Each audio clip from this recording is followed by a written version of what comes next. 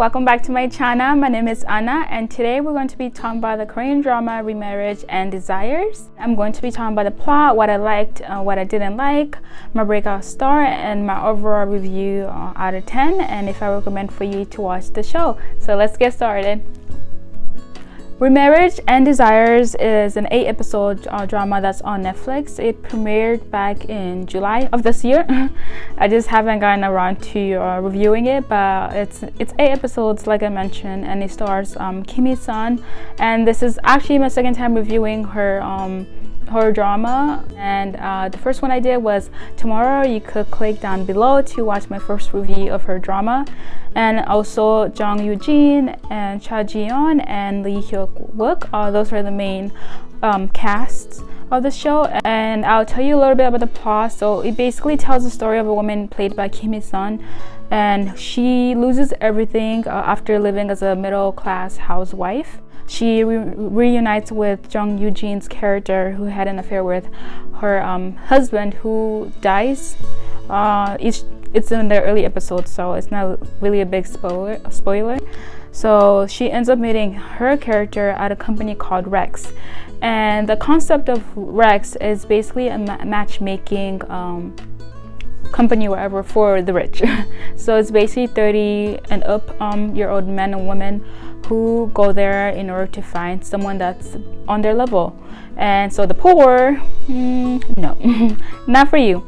But yeah, that's the whole entire concept of that company. And what's her name's character, Cha Ji-yeon, she's the owner of that company. So Kim Hee-sun's character ends up meeting the girl Jung Yoo-jin there, and she basically vows to make her life miserable, just the same way she did to her before, everything happened. So what I liked, I love that it was short. Yeah, because they say some of those Korean dramas are like 16 episodes long, like no, and like an hour long, like no. At first, when I first started watching Korean dramas, I was like, oh, it's fine, I could handle it. Like, plus I had more time, so I was in school, I had more free time. But now I'm an adult. Yeah. I don't have as much time anymore, but yeah, sometimes they don't really need to be that long. Like some Korean dramas, they could be cut down to like 12 episodes or 10 episodes, and I find that like the ones that are really short end up being really good, and this is one of them. So that's why I really love that it's short and it's sweet and it's really to the point. And also the concept of Rex, I haven't seen that kind of concept in a show before, so I thought that was cool. I like that, like, I guess the rich people that go there, they're not just going there for love, it's more like for business. So, and if they're rich and they find someone that's rich, they could make, I guess, more money together, and I'm like, why not?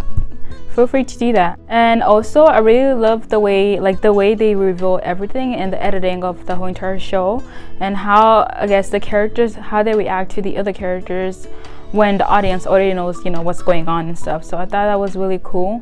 One of my favorite scenes that kind of depicts what I'm talking about is when they go to an event that's provided by Rex, where it's a masquerade like party, so they're all wearing masks and stuff, so they don't know who's who, and they're all like talking to each other. So I thought it was really interesting for us to see how like all the characters react when they find out who's who. So that's what I liked about the show. And then moving on to what I didn't like, there's not really much that I didn't like. I guess it's that it was short. Even though I know I was complaining about how Korean dramas need to be short, but this one I kind of wanted to know more about what's her name's character, Cha Ji-yeon's character, because we find out, like, a little spoiler, we find out like there's something going on with her and her husband, it's deeper than we thought. I really wanted a show just based on Rex, like that company, just based on that. So like I would really love to see hopefully they will bring a season 2, because I know we see at the end what happens. I didn't want to spoil it, but like we see at the end that there might be a hint for season 2, but who knows. Like nowadays you can't really it's not really promised that you're gonna get a season 2. And my breakout star, none other than Jung Yoo-jin. She's the one who plays the mistress, and she was so damn good at it. I was like, wow, I want to slap her too. I really wanted to slap her. Like, she plays so good as the rival of Kim Hee-sun's character. I feel like she really owned the character, especially when they both face each other. Like, every single time they face each other, you would see in her like eyes, like it was burning with hatred. And it was like, what is wrong with this girl? I just want to beat her up and slap her. But she did such an amazing job. And in simple words, I would describe as a character that you would love to hate. You know how there's characters like that you would, like, you know, love to hate, like, I guess enjoy hating. Like, she's one of those characters. So she did an incredible job, and I really hope to see her in more dramas, and playing different characters will be really incredible. My overall thoughts of the drama, I really enjoyed it. It was really fun, and like I mentioned, it's a binge-worthy kind of show that you're able to just binge watch in a day. I wouldn't recommend to watch it at nighttime because you're going to be wanting to stay up all night. That would be a really bad idea unless you want to do that, but I wouldn't be able to do that.